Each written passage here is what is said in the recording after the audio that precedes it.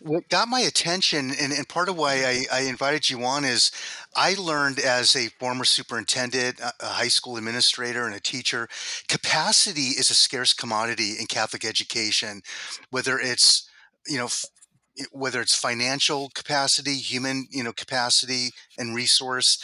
Um, but what struck me is this: with such a small diocese, 16 schools, as you said, you've done a great job in your position of building capacity across schools.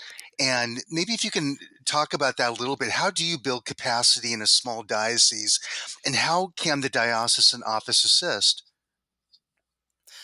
Well, I'd have to say to start out, I'm not sure that that's always been a focus. I have recently my position has shifted just a little bit, and I have more of a focus in mission ministry and faith. And so within the teaching and learning as well as these other things. But we are engaged right now in a diocesan strategic visioning process.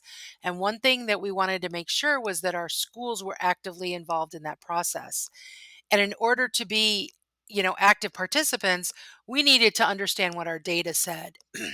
Excuse me. And I think that's where our conversation, the conversation you and I started having, even began, was because we were trying to look at, is what we're doing in terms of assessing the faith dimension of our schools, is that giving us what we needed? And so trying to learn even more about acre and that kind of thing. One of the things I did this past school year and through the summer was I spent a lot of time working with our administrators and school leaders about the acre assessment. I think what I've learned is that while we had all this data, a lot of times it sat on the shelf and they didn't know what to do with it. I, take an interest in this. I love this kind of thing.